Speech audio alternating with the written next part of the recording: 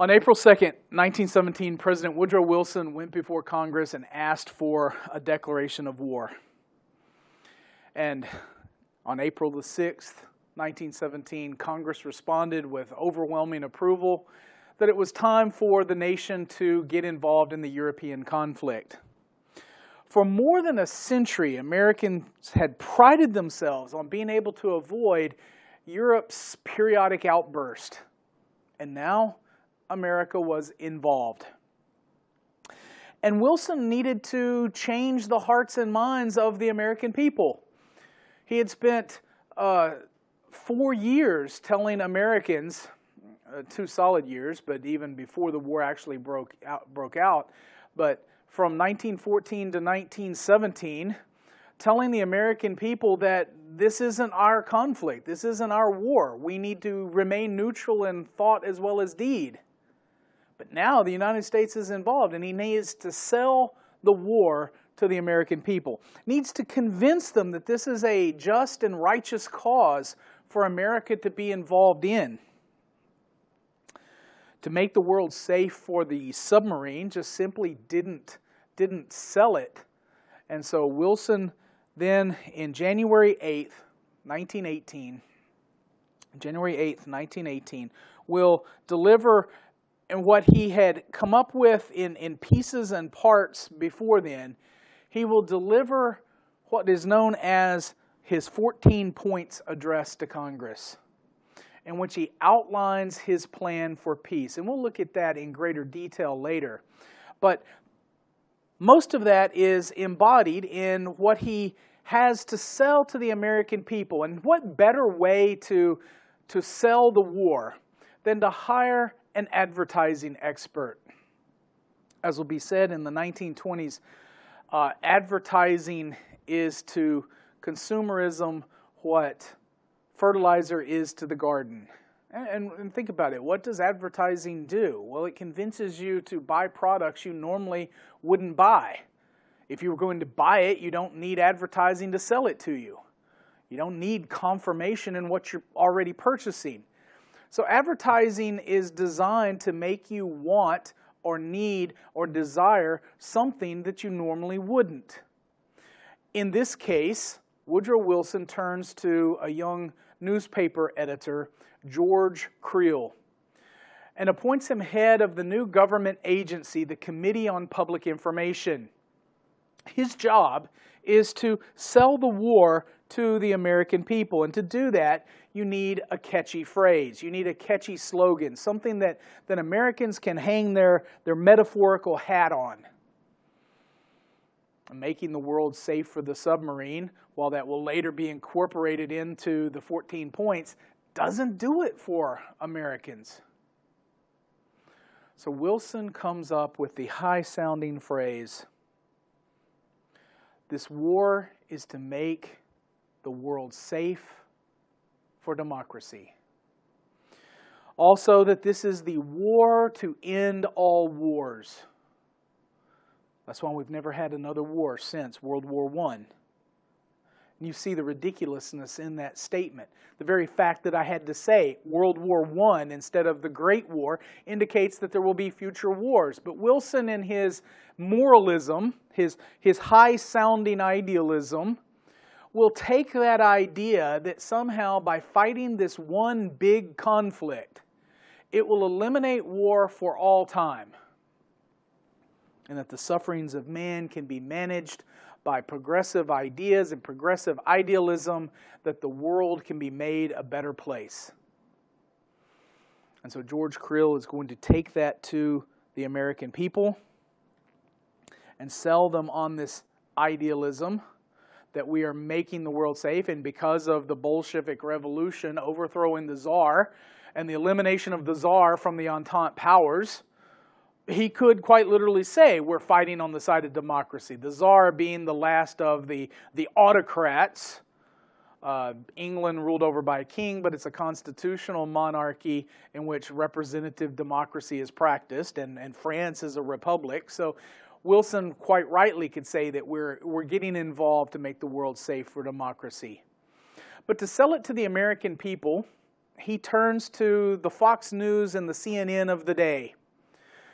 Now there's no TV, there is radio, and certainly radio messengers carry Wilson's aims to the American people, but a more direct way to approach Americans is through literature, and they did that through thousands, tens of thousands, hundreds of thousands of pamphlets that were printed and circulated in communities, put on kiosk in the public square, talked about in city conferences.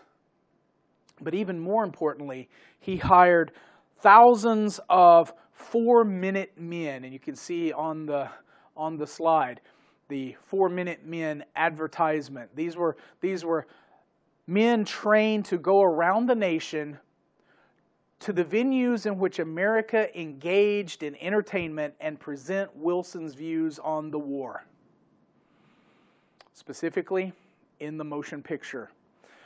Not so much today, but back in that day, motion pictures had an intermission. An intermission because only so much film could be held on a roll, and when they changed rolls, they would have an intermission.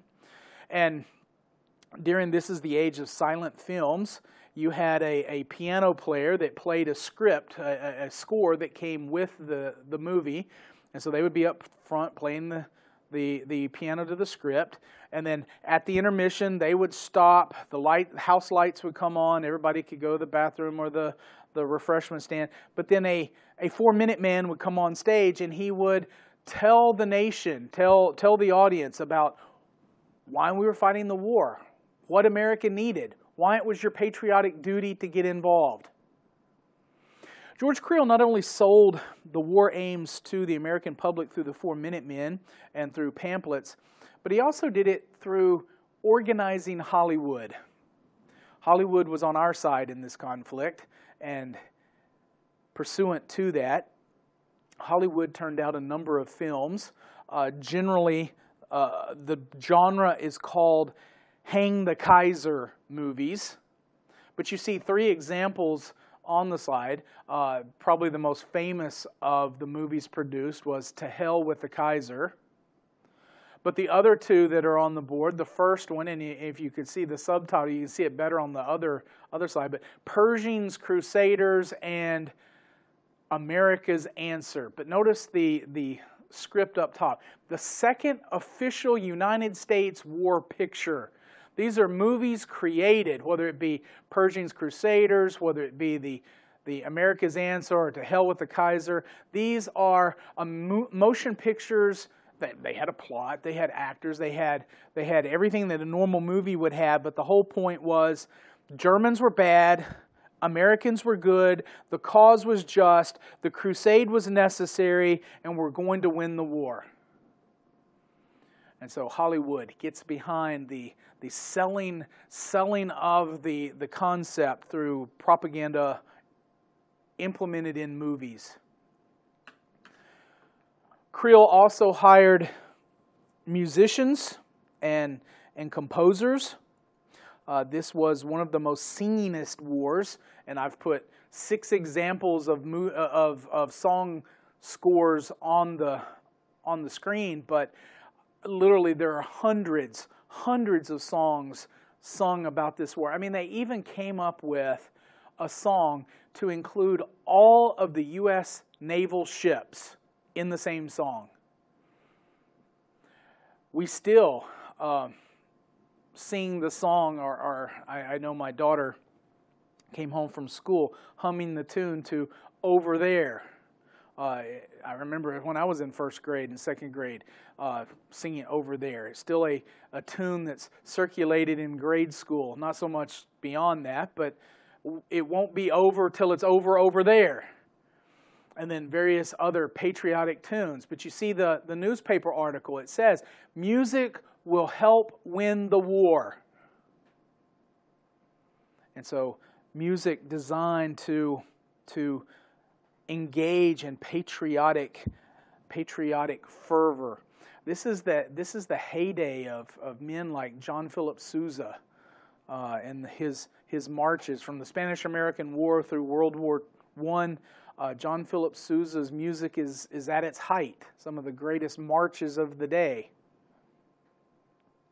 Contrary, in juxtaposition to that, while this is the popular music of the day, some of the classics are relegated to the trash bin.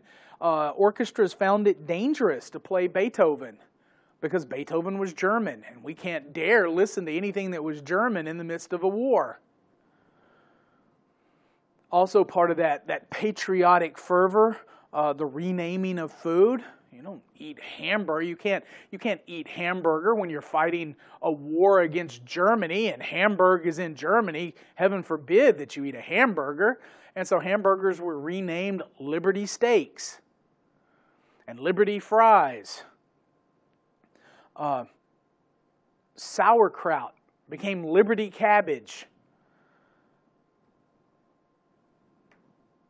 Schools, colleges, universities quit teaching German as a language. And that's total insanity. It makes no sense. Think about it. You're in a war with an enemy that speaks a different language. If in fact you want to win the conflict, you go the other direction. You emphasize that foreign language so that you're developing at the very basic level, your spies, your soldiers can understand the enemy. But instead, as a knee-jerk reaction and led by the propaganda, schools, universities quit teaching German. And so on the whole, George Creel did his job. In addition to the musical war, he employed billboards around the nation advertising various aspects of the war. And then probably his greatest contribution, and some of these are just sheer artistic genius, the propaganda posters of World War I. Now remember, these work because it's a day and time where there's no TV. These people aren't video-driven. So the visual captures their imagination at a level that it doesn't do ours.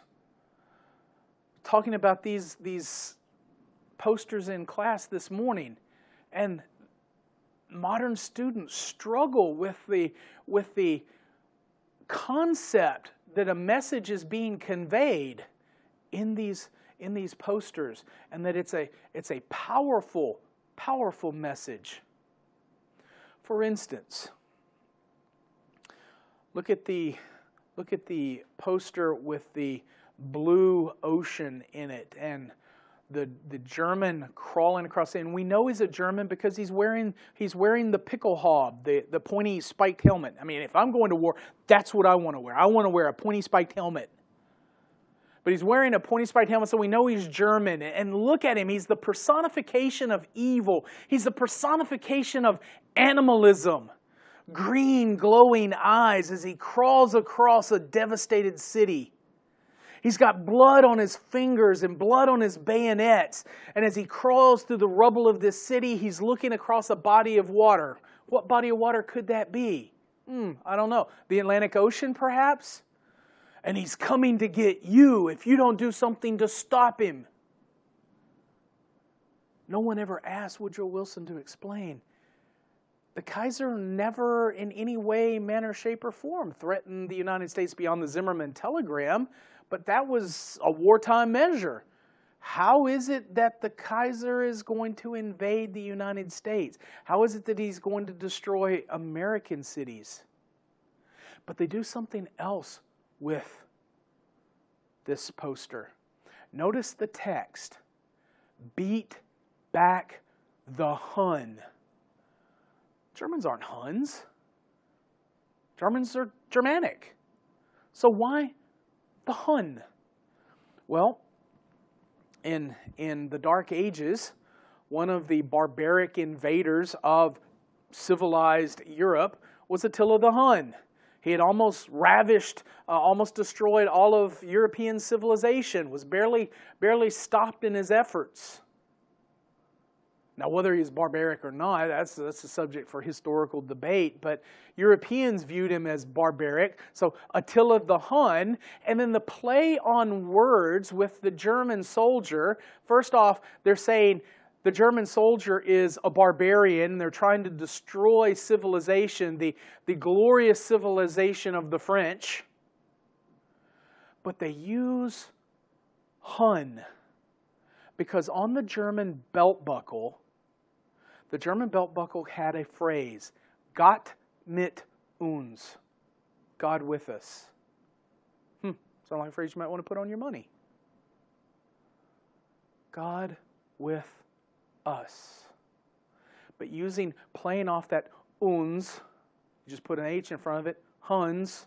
And so it's a play on words, but it also conveys that animalistic imagery that they want with the evil German as the barbarian attacking.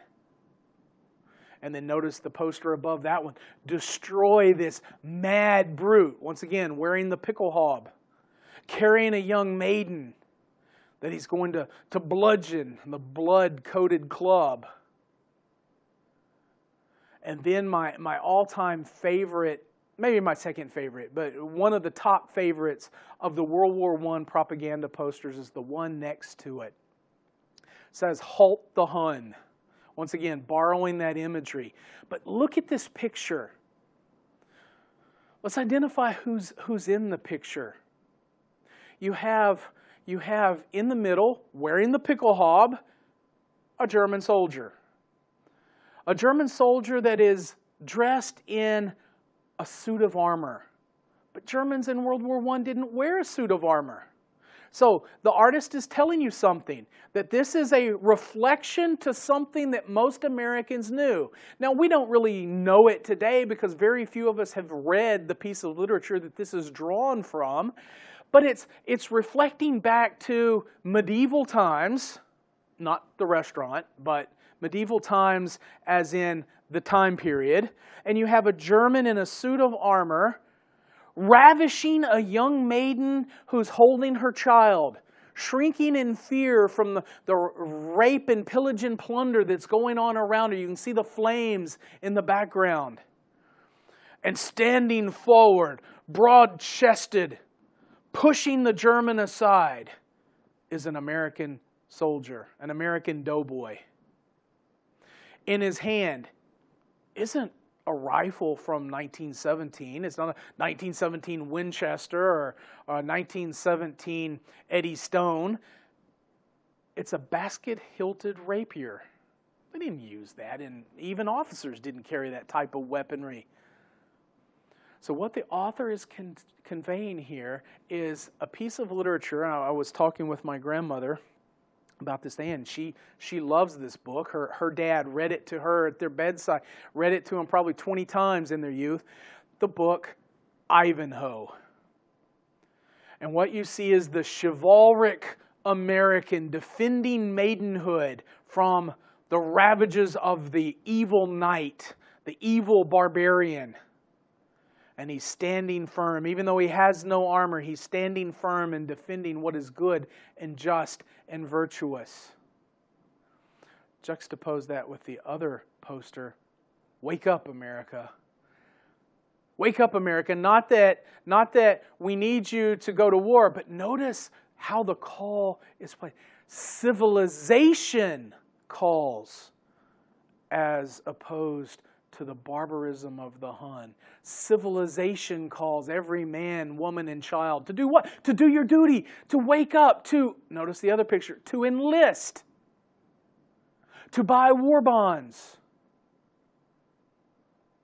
to rally to the flag like your forefathers did. And then if the Ivanhoe poster is one of my favorites, then the Boy Scout handing Lady Liberty the sword to wage her war, to do her duty, to defend America is probably my other, the Weapons for Liberty. And so the various Liberty Loan Drive posters. But notice the small poster with the two children, the young boy and the young girl. Our daddy is fighting at the front for you. Back him up. Buy a United States savings bond. Using childhood, using the risk of them being orphans. Not the first and certainly won't be the last politician to use the children. Do this for the sake of the children. We can sell anything to anyone as long as we throw a child in there. Maybe a puppy too. Child and a puppy. And so America buys into the propaganda and gets behind the war and the war effort. Especially popular in the conduct of the war was Wilson's declaring at the start of the war, as the United States declares war in April of 1917, Woodrow Wilson declares that politics is adjourned. No politics for the duration of the conflict. And to back that up, he directs that the United States contribution to the war is going to be manpower, it's going to be equipment, but even more than all of that, the United States is the breadbasket. It's the food source for the starving Allies. And quite literally, Britain and France were on the cusp of starvation. They were already on short rations. And so the United States is called upon to scrimp and save wherever possible so that they can provide the nations of Europe, the Entente powers, with the food necessary to continue the fight. And so one of the ways that they did that was through the creation of victory gardens. Herbert Hoover, a Republican, was appointed to Woodrow Wilson's Democratic administration to head the Food Administration. And Herbert Hoover, a unique study in personality. He's going to be thoroughly discredited because of the Great Depression, which we talk about later. But Herbert Hoover was a brilliant guy. He and his wife spent decades in China as a mining engineer.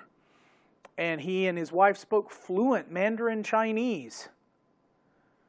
But Herbert Hoover was the good choice. He was a humanitarian, and he believed, though, in voluntary compliance. And so through the use of Creel's propaganda, he will convince the American people to voluntary restrictions, voluntary cutbacks. He refused to issue ration cards, instead waging a propaganda campaign using posters, billboards, newspapers, church pulpits, movies, telling Americans to save food for export. Coming up with creative ways such as wheatless Wednesdays. Notice the alliteration, wheatless Wednesdays.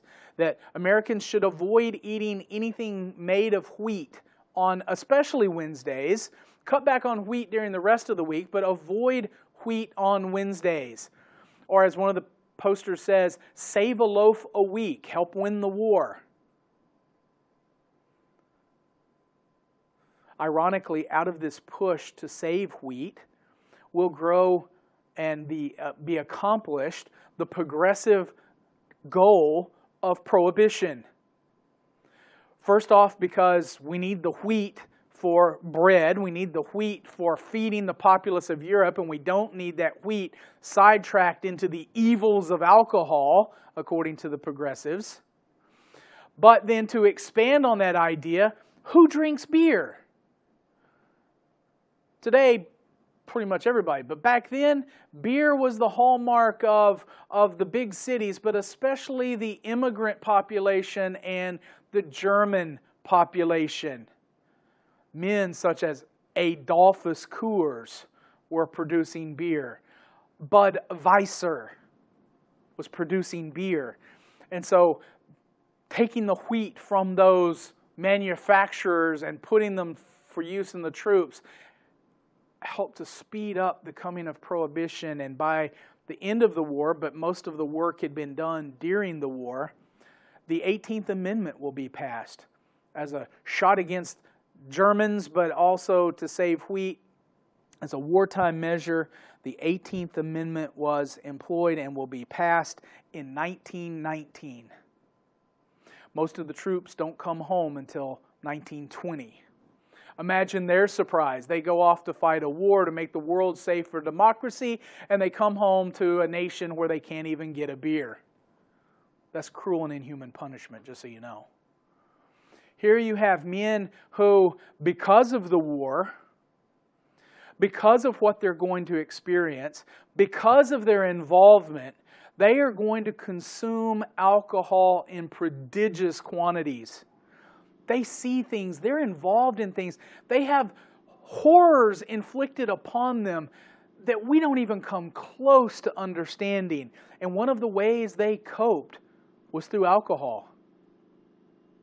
In fact, I was at a local establishment, I won't say the name, but there is on the menu a drink that I hadn't seen in a restaurant ever, especially on the menu. I knew you could ask for it, but one of the drinks that comes out of this war because of experimentation by the men deployed to Europe was a drink called the French 75. French 75 was a glass of champagne with a shot of American bourbon. And they said it hit like an artillery piece because that's what it's named for. French 75 was the most popular artillery piece used by the Americans in the conflict. So the French 75, and the local eatery has it on their menu. I asked the owner, and he said, well, it's quite popular with the old folk. It's like, that makes sense.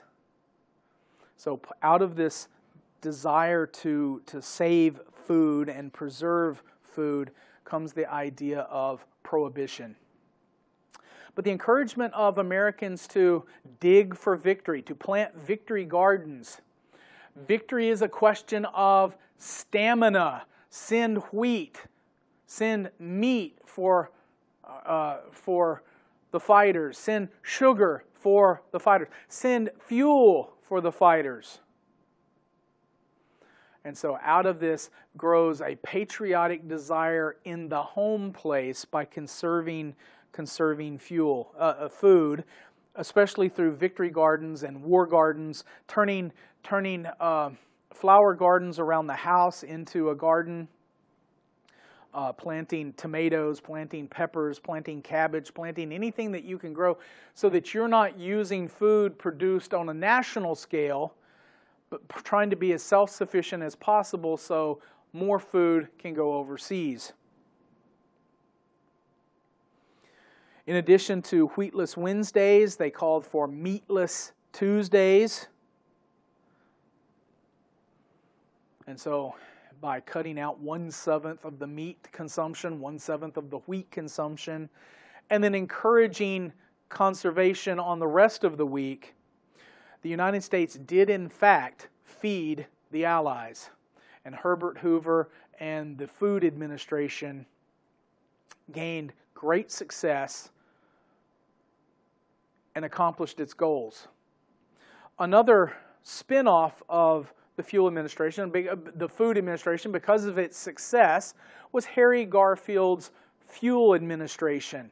Borrowing that same idea of voluntary support, Garfield will adopt Hoover's ideas of using billboards, of using slogans, of using campaign literature to sell to the American people. They adopted heatless Mondays. That regardless of how cold it got, on Monday you used no heat. So even in the height of winter, you didn't burn any coal, you didn't burn any logs, you didn't burn any gasoline to keep the house warm. You bundled up. So heatless Mondays. Lightless nights. which served a double purpose. Lightless nights saves electricity. Electricity is produced in this day and time by burning coal to produce steam.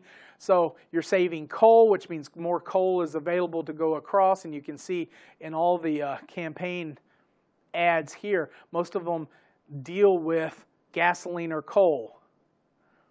Working together for victory. Anthracite is a fighting fuel. Anthracite is a type of coal. Uncle Sam needs that extra shovelful of coal, but tied to that is saving gasoline. It's a war necessity. Mine more coal. And then order your coal now so in the height of winter there won't be a run on the coal supply and more coal can go to Europe during the height of winter. So the idea of heatless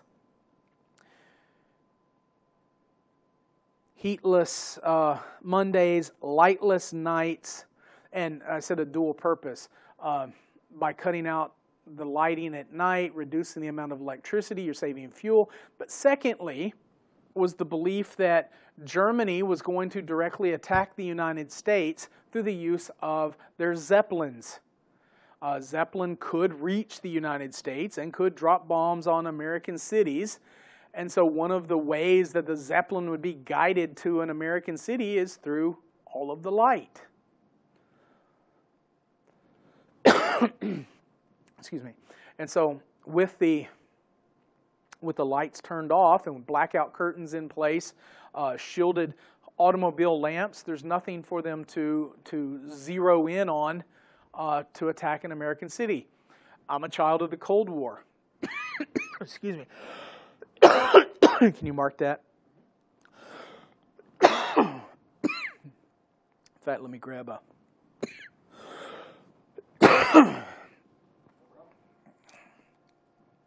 I got a little carried away there and just went a tad over the edge.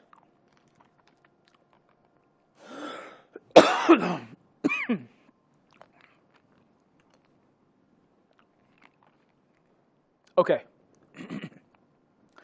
As a child of the Cold War, I remember as a child driving home on Saturday afternoons, especially during wintertime, and we listened to a certain radio station, my parents' style of music, back in the day where parents believed they could actually control the radio and what was on the radio. But I remember repeatedly making this trip week after week.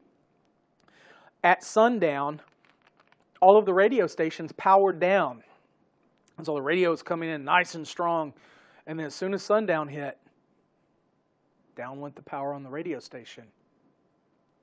And it was so that Russian bombers couldn't use radio signals at night to hone in on American cities. And so it's that same idea. And so the use of fuel administration, lightless nights, and then finally gasless Sundays. Don't drive anywhere on Sundays, so that 1/7 of the fuel supply is saved. If at all possible, bicycle or walk to wherever you're going. Don't use fuel. Now, the United States, using the propaganda posters that I've already showed you, is going to push for a number of loan drives so that this war will be one of the few wars that almost is paid for as soon as it's over. And it certainly will be paid for within 10 years of the conflict due to reforms in the 1920s. But a number of Halt the Hun drives, and you saw the posters, Liberty loan drives, brought in some $21 billion, or 2/3 of the cost of the war. The remainder was paid for by the new 16th Amendment, the income tax, and thus will fairly quickly be paid off.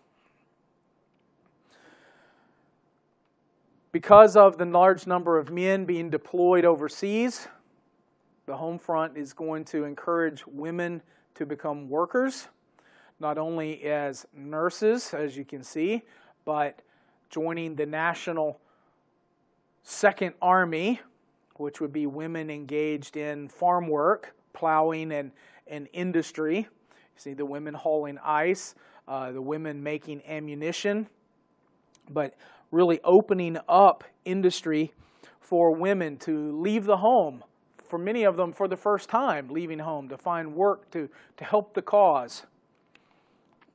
And this is going to lead to a fundamental transformation of American society in the 1920s.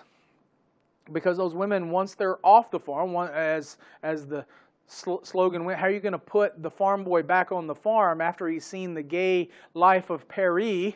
Well, how are you going to put the women back in the household once they've seen the life of the workforce? And so it sets off social shockwaves in the 20s we'll talk about later. But not only we've focused on the support for the war, but there's a large group within society that oppose the conflict. And so in opposing the war, Congress will pass a series of laws, the most infamous of which was the Espionage Act of 1917, in which two very prominent Americans are arrested and jailed, Victor Berger and Eugene Debs, both socialist, both labor leaders. Both will be arrested and put in jail for speaking out against the war. But the Supreme Court in Schenck versus United States declares that the Espionage Act of 1917 was legal. That in times of war, governments can take extreme measures to stifle dissent. This was given even greater impetus in the Sedition Act of 1918, which broadened the conditions in which the U.S. government could stifle dissent against the government. And so you see two prominent female socialist but dissenters, Molly Steiner and Marie Akey, both arrested under the Sedition Act and put in jail, which once again was confirmed by Abrams versus United States. And you see the muted protest, but there were some protest to the conflict. But on the whole, it was nothing like future conflicts because of the Espionage and the Sedition Act. And so Woodrow Wilson, this great enlightened moralist, is going to stifle dissent against American involvement in the war by some pretty stiff, strong-arm tactics against the opposition. In fact, in 1920, Eugene Debs is going to run his presidential campaign from his prison cell. He won't be freed until 1921 when the next president comes into office, Warren G. Harding, and pardons Debs and releases him, as well as all the other people being held by these acts. And both of these acts expire as Warren G. Harding is coming into office. So Wilson stifling dissent against the war. Now very quickly, let's look at the conflict itself. The United States is the latecomer, the Johnny-come-lately to the war.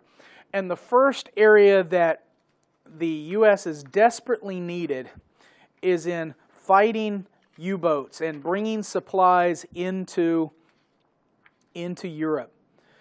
The Allies were losing a total of 900,000 tons of shipping per month as of April 1917 when the U.S. enters. So it's up to Admiral Sims, commander of the U.S. naval forces operating in European waters, to use the Navy to bring that total down. And in fact, when confronted by Europeans especially who like to belittle U.S. involvement in the war, that we got in late and didn't have near the investment in it that they did, well, the war would have been lost without American involvement. 900,000 tons in lost shipping per month by December of 1917 had dropped to 350,000, so cut almost by 2/3. And by October of 1918, that had declined to a mere 112,000 tons per month. And so the U.S. Navy's primary role in World War I is escorting convoys to Europe. And you see here U.S. destroyers designed to hunt down U-boats on the side, and then of course the capital ships, the USS Texas and other ships, and I primarily put two of the pictures in here, the merchant ship on the bottom and the capital ship in the middle, as examples of new types of camouflage schemes that were used on American ships. And then of course the United States, while decrying the use of the U-boat, employed submarines ourselves to fight the Germans. And so you see an American submarine putting to sea. So U.S. involvement, while not participating in any major naval battles per se, the U.S. naval involvement was in escort duty and fighting U-boats. The U.S. had already had some limited involvement in the conflict through the use of air power. Many Americans had volunteered to go to France and join the French Foreign Legion, especially a branch of the French Foreign Legion called the Escadrille Américaine, or more popularly known as the Lafayette Escadrille. Lafayette, the French general who had fought in the American Revolution, who had fought beside George Washington, had even become George Washington's adopted son. And so the Lafayette Escadrille had been operating in France since 1916. And American pilots had volunteered and traveled to France to serve in the Lafayette Escadrille. In fact, you see some of the original members in 1916 holding, if you look close, there's a dog sitting in front of the squadron. But if you look close, the men on the front row are also holding two lions. One was named Whiskey, and the other's name was Soda. And so they're sitting with their squadron mascots, if you will. The Indian head, traditionally in cartoons, which was one of the ways to convey news from colonial times on, America was often displayed as an Indian or an Indian maiden. And so to distinguish from European squadrons, the Lafayette Escadrille adopted the Indian chief's head as its squadron logo. And because they are not American, they are French, at least in the early participation, the roundel, the circular symbol on their airplanes, is French. And so you have the Lafayette Escadrille, Americans participating before American declaration of war. And the first American casualty in the conflict, first American pilot shot down, was Victor Chapman. He was the first Lafayette Escadrille casualty, and he was buried with honors in France. But the Lafayette Escadrille will serve as the embryo for the much later, when the United States declares war and gets involved in the conflict, the embryo of the much larger American Air Corps. The American Air Corps, which produced such heroes as Captain Douglas Campbell and Captain James Hall, and then surviving the war as the American ace of aces, Captain Eddie Rickenbacker. By the way, who had changed the spelling of his name so that it appeared less Germanic because he wanted to be involved in the war. Captain Rickenbacker was a race car driver before the war. In fact, he's instrumental in the creation of the Indianapolis 500 raceway. But he would volunteer and go to Europe, where as soon as the commanders knew who he was, one of the commanders of the American Air Corps was General Billy Mitchell, and he snatched Eddie Rickenbacker as a driver. Well, Rickenbacker didn't want to drive, he wanted to fly. And so on one foggy European morning, Rickenbacker drove Billy Mitchell around the countryside as if he was in a race car, apparently terrified Mitchell to death, and Rickenbacker was transferred to the Air Corps. You see the American roundel distinguishing American planes, the red, blue, and white roundel, as opposed to the French red, white, and blue roundel. So the placement of the colors distinguishing it as an American as opposed to a British or a French aircraft. And then you see just a small example of the various squadron logos as the American Air Corps expands beyond just one squadron. And the two most popular squadrons of the day, one was the Hat in the Ring Squadron, and the other maintained the logo, which I didn't reproduce here, but maintained the logo, and you can see it in the picture with the pilot. You can see both of these, the Hat in the Ring and the Lafayette Escadrille logo remained with one of the American Air Corps squadrons. To lead the American Expeditionary Force, President Wilson chose General John J. Blackjack Pershing. And I've put two examples. He will achieve the rank of General of the Army, of a 4-star general, a full general. But after the war, he will be given the title General of the Army, which did not have the 5-star pentagon shape that it will in World War II. Instead, Pershing recommended that the silver stars of a full general become gold stars for a general of the Army. There's only been 2 generals of the Army, John J. Pershing and George Washington, the highest rank that was then attainable. The equivalent of a 6-star general, although you see his creation here. John J. Pershing, who had been involved in the expedition to Mexico, is named leader of the American Expeditionary Force, taking the bones of the U.S. Army and expanding it with National Guard forces. You see it embarking on transports for France, its reception in London, and then on to France, where once again the Army was received with great fanfare at the parade through Paris. Leading that parade was, of course, General Pershing. The parade wound through Paris, but instead of terminating at some great Parisian location, Pershing had the parade terminate in the cemetery where the Marquis de Lafayette is buried. And it was said that, and Pershing didn't like public speaking, so his second in command delivered the famous phrase, "Lafayette, we are here."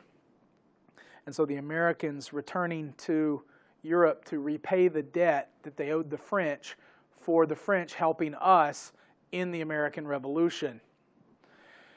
The American Doughboys, as they were called, they earned the name Doughboy, by the way, from their participation in the punitive expedition.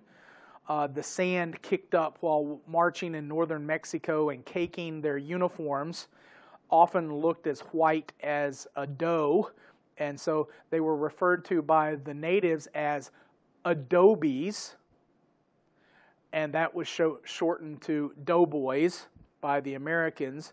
And so the American soldier in France is going to be called the doughboy. They are going to participate in 4 major campaigns.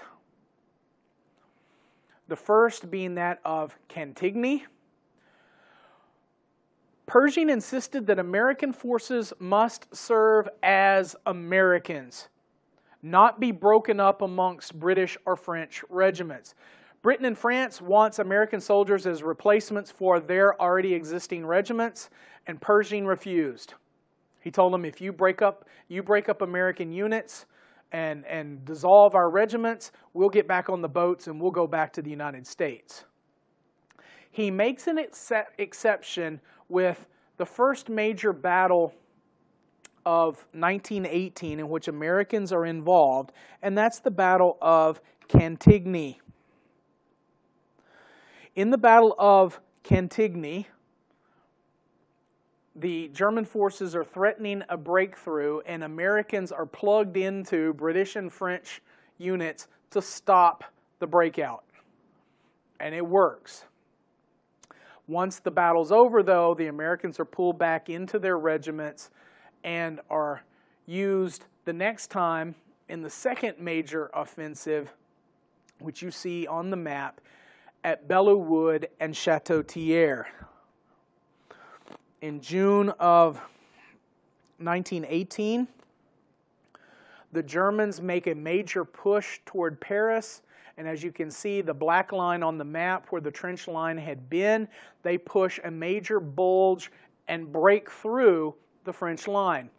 French had been fighting and suffering millions of casualties, and the French army is worn out.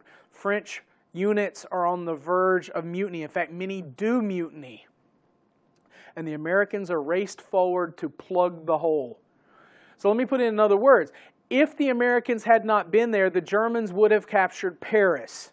There was nothing to stop them other than the untested and untried American army. And so in a series of battles in stopping the German offensive, there are two key areas of fighting, Château-Thierry and Belleau Wood.